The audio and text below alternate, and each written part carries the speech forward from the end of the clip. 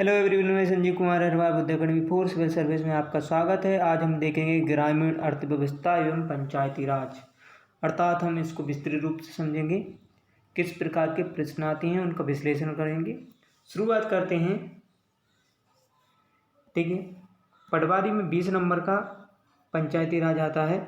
हम प्रयास करेंगे 17 से 18 नंबर लाने का। ठीक है, अधिक नंबर भी ला सकते हैं हम, 20 में से 20। आपको विशेष ध्यान देना है मध्य प्रदेश का करंट अफेयर एवं भारत का करंट अफेयर पे। ठीक है, उसमें भी आपको जैसे कि कृषि से संबंधित कोई सी योजना, ठीक है, कोई सा ऐप्स, ठीक, याद रखना है आपको। फसल में पुरस्कार, ठीक है, इस प्रकार का आपको याद रखना है। कौन सा कार्यक्रम चलाया जा रहा है, कौन सा ऐप्स चलाया जा रहा है कृषि से संबंधित। ठीक है, तो आपको नई फसल कौन सी आई है, ठीक है, उन्नत बीज कौन सा है, तो ये आपको करंट से डेटा ज्ञात रखना पड़ेगा। ठीक है, चलिए शुरुआत करते हैं। आज का पहला क्वेश्चन। वीडियो देखने से पहले चैनल को सब्सक्राइब कर लें और बेल आइकन को प्रेस कर लें, जिससे ऐसी वीडियो आप तक पहुंच सके। चलिए शुरुआत करते हैं। निम्नलिखित में से किस योजना में पंचायतों की कोई प्रत्यक्ष भूमिका नहीं होती है? देखिए, निम्नलिखित में से किस योजना में पंचायतों की प्रत्यक्ष भूमिका नहीं होती? देखिए, इसमें जो भूमिका होती है मनरेगा की होती है। ठीक है, Mahatma Gandhi national rural empowerment, ठीक है, एम्प्लॉयमेंट गारंटी प्रोग्राम, ठीक है, प्रोग्राम, और राष्ट्रीय श्रम विकास योजना, ठीक है, और मिड डे मील स्कीम। तो इनका क्या है, पंचायतों में भूमिका प्रत्यक्ष भूमिका है। ठीक है, इनकी क्या है, पंचायतों से संबंधित है ये। ठीक है, राष्ट्रीय श्रम विकास योजना और मिड डे मील। तो इसमें शामिल कौन से नहीं है? भारतमाला प्रोजेक्ट। ठीक है, तो जो पंचायतों की कोई प्रत्यक्ष भूमिका नहीं है, तो किस में नहीं है? भारतमाला प्रोजेक्ट में नहीं है। ठीक है, मिड डे मील का हाल ही में अभी नाम इसका परिवर्तन कर दिया, तो पीएम पोषण। ठीक है, पीएम पोषण।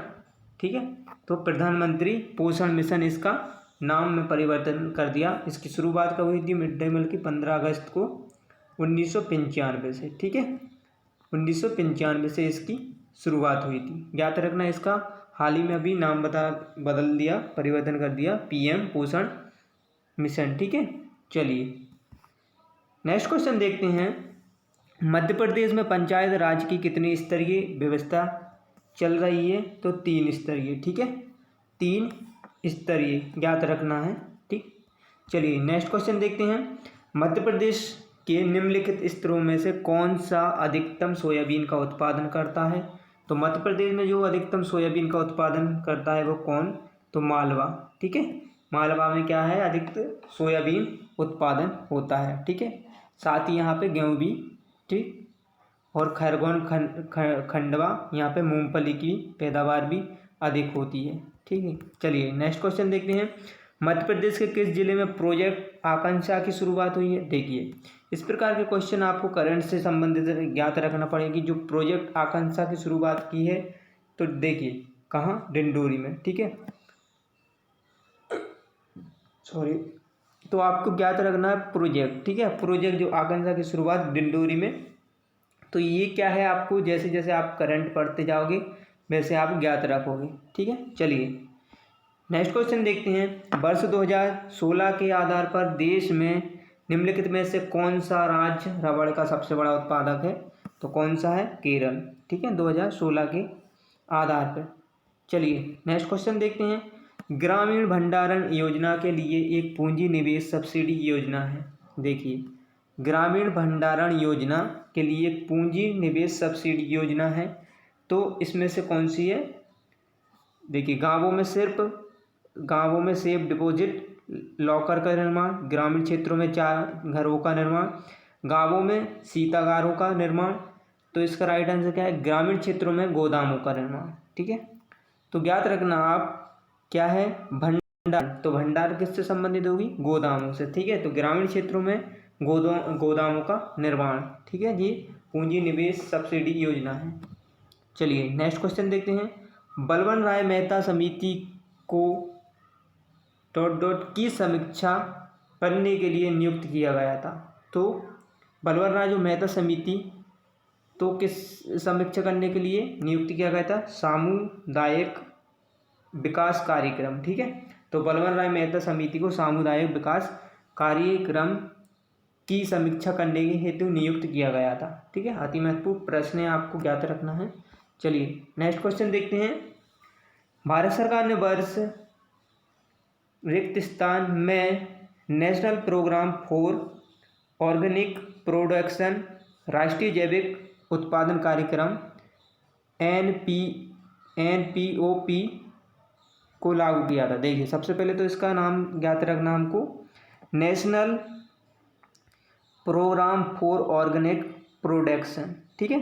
ज्ञात रखना national programme for organic production, तो हिंदी क्या है इसका नाम? तो राष्ट्रीय जैविक उत्पादन कार्यक्रम। कौन सा? National programme for organic production, ठीक है जी। इसका फुल फॉर्म है national programme for organic production, ठीक है।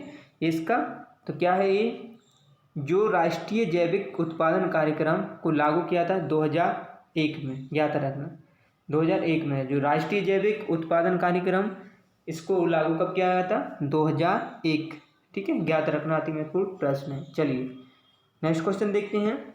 राष्ट्रीय भूमि अभिलेख आधुनिकीकरण कार्यक्रम NLRMP भारत सरकार द्वारा रिक्त स्थान में शुरू किया गया था। देखिए जो राष्ट्रीय भूमि अभिलेख आधुनिकीकरण कार्यक्रम, ठीक है, इसका फुल फॉर्म क्या है?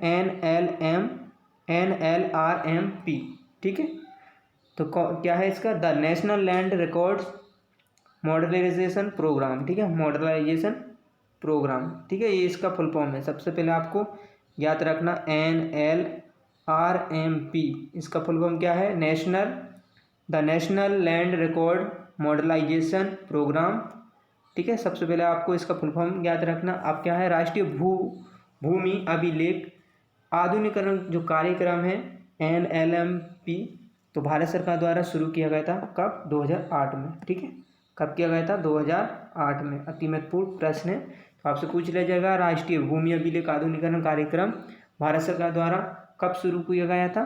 तो 2008 में। इसका फुल फॉर्म क्या है आपसे पूछ लिया जाएगा? तो the national land record modernisation programme, ठीक है। चलिए नेक्स्ट क्वेश्चन देखते हैं। मध्य प्रदेश में गन्ना आपूर्ति और खरीद का नियमन अधिनियम को राष्ट्रपति ने सहमति प्राप्त की थी, तो कब की थी? देखिए तो 1959 में, ठीक है, 1959 में। तो मध्य प्रदेश गन्ना आपूर्ति और खरीद का नियमन अधिनियम को राष्ट्रपति ने सहमति प्राप्त की थी, तो हुई थी कब हुई थी? 1959 में, ठीक है। चलिए नेक्स्ट क्वेश्चन देखते हैं। भारतीय कृषि अनुसंधान परिषद ICR, ठीक है, तो ICR, ठीक है, Indian council of agriculture research, ठीक है। सबसे पहले आपको इसका ज्ञात रखना ICAR, ठीक है। इसका फुल फॉर्म क्या है? तो इंडियन काउंसिल एग्रीकल्चर रिसर्च, ठीक है, ICR, ठीक। तो भारतीय जो कृषि अनुसंधान परिषद नई दिल्ली के अनुसार 2014 में भारत में मैदानी क्षेत्रों में अधिकांश मृदाओं में जैव कार्बन तत्व खालिस्तान से कम थे, तो कितने थे? 1%, ठीक है। एक बार और देखते हैं क्वेश्चन। जो भारतीय कृषि अनुसंधान परिषद नई दिल्ली के अनुसार 2014 में भारत में मैदानी क्षेत्रों में अधिकांश मृदाओं में जैविक कार्बन तत्व कम थे, तो कितने? 1% से कम थे, ठीक है। अति महत्वपूर्ण प्रश्न। चलिए नेक्स्ट क्वेश्चन देखते हैं। भारत में सितंबर में राष्ट्रीय डेयरी विकास बोर्ड NDDB का गठन किया गया था। देखिए भारत में सितंबर में राष्ट्रीय डेयरी विकास बोर्ड NDDB का गठन किया गया था, तो the national dairy development board. सबसे पहले NDDB, तो क्या है इसका फुल फॉर्म? याद रखना है, तो the national dairy development board याद रखना है, ठीक है। तो राष्ट्रीय जो डेयरी विकास बोर्ड का गठन किया गया था 1965 में, याद रखना कब, 1965 में। चलिए नेक्स्ट क्वेश्चन देखते हैं। वल्लभ राय मेहता समिति ने अपनी रिपोर्ट कब प्रस्तुत की थी? तो अपनी रिपोर्ट कब, 1959 में, 1957 में वल्लभ राय मेहता ने अपनी रिपोर्ट 1957 में। चलिए नेक्स्ट क्वेश्चन देखते हैं। मनरेगा के मनरेगा के कार्यान्वयन के लिए मुख्य प्राधिकारी कौन है? तो देखिए, जो मनरेगा के कार्यान्वयन के लिए मुख्य प्राधिकार कौन है, तो इसमें जिला प्रशासन है या DA है या ग्रामीण विकास विभाग है? नहीं, तो इसमें पंचायत राज संस्थान है। याद रखना, आपसे पूछ लिया जाएगा मनरेगा के जो कार्यान्वयन के लिए मुख्य प्राधिकार कौन है, तो पंचायत राज संस्थान, ठीक है, राज संस्थान, ठीक है। तो राज संस्थान, मनरेगा कार्यान्वयन के लिए मुख्य प्राधिकार कौन है? तो पंचायत राज संस्थान। चलिए नेक्स्ट क्वेश्चन देखते हैं। मध्य प्रदेश में स्थापित सेंट्रल सीमेन स्टेशन का उद्देश्य क्या है? तो मध्य प्रदेश में स्थापित सेंट्रल सीमेन स्टेशन का उद्देश्य क्या है? देखिए, सीमेन, ठीक है, सेंट्रल सीमेन का उद्देश्य क्या है? तो उच्च गुणवत्ता वाली मछलियों का प्रजनन? नहीं। कृषि में शोध करना? नहीं। मवेशियों के विपणन करना? नहीं। तो उच्च गुणवत्ता वाले मवेशियों का प्रजनन, ठीक है। तो इसमें क्या है? तो उच्च जो गुणवत्ता वाले मवेशियों का प्रजनन, ठीक है। तो मध्य प्रदेश में जो स्थापित सेंट्रल सीमेन स्टेशन का उद्देश्य क्या है? जो उच्च गुणवत्ता वाले मवेशियों का प्रजनन करना। अति महत्वपूर्ण प्रश्न हो गया। चलिए नेक्स्ट क्वेश्चन देखते हैं। मध्य प्रदेश में किस राष्ट्रीयकृत बैंक ने सबसे ज़्यादा ग्रामीण स्वरोजगार प्रशिक्षण संस्थान RSETI स्थापित किया है? देखिए, सबसे पहले हम देखते हैं इसको। तो मध्य प्रदेश में जो राष्ट्रीयकृत बैंक है, देखिए मध्य प्रदेश में जो राष्ट्रीयकृत बैंक है,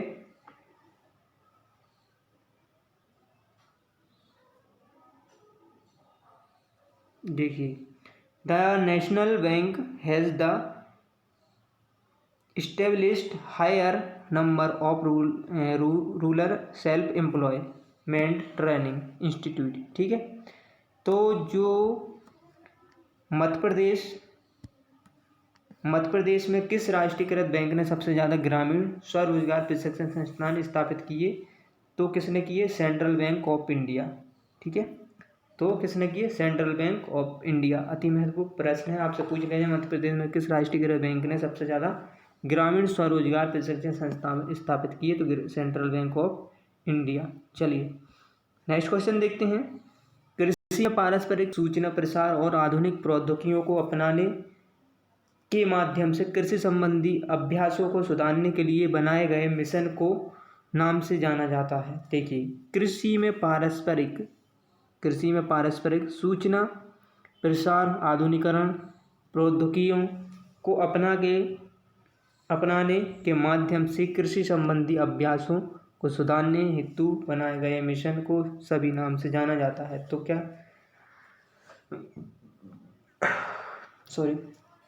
तो एग्रीकल्चर इंफॉर्मेशन मिशन? नहीं। Knowledge centre mission? नहीं। State mission on dissemination of agriculture information? नहीं। तो national mission on agriculture extension and technology, ठीक है। तो national mission on agriculture extension and technology, ठीक है।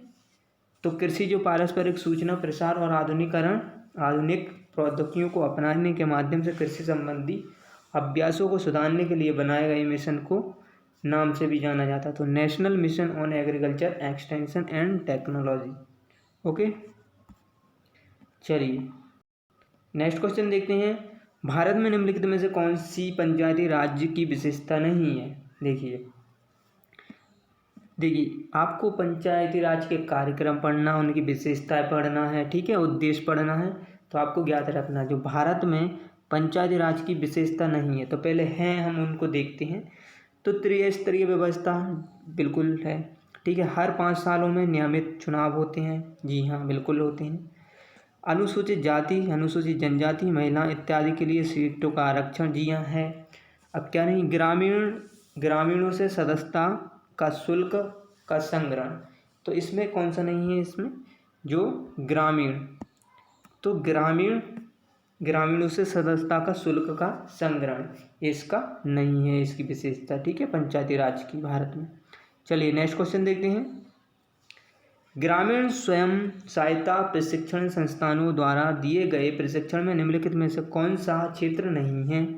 तो देखिए, ग्रामीण स्वयं रोजगार प्रशिक्षण संस्थानों द्वारा दिए गए प्रशिक्षण में निम्नलिखित में से कौन सा क्षेत्र नहीं है? तो है, पहले वो देखते हैं। पंप सेट रख रखाव है, जी हाँ। कुक्कुट पालन है, ठीक है। कंप्यूटर के मूलभूत तत्व हैं, ठीक है।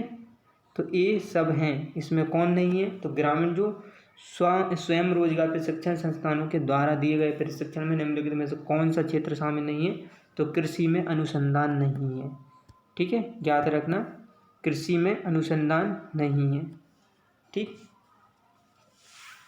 इसमें कंप्यूटर विशेष याद रखना, देखिए इसमें कंप्यूटर के मूलभूत तत्व शामिल हैं, याद रखना, ठीक है। कुक्कुट पालन है, ठीक है, मुर्गी पालन और पंप सेट का रख रखाव विशेष, ठीक। आप कंफ्यूज हो के नहीं तो कंप्यूटर के मूलभूत तत्व लगा दो, ठीक है, कृषि में अनुसंधान नहीं है।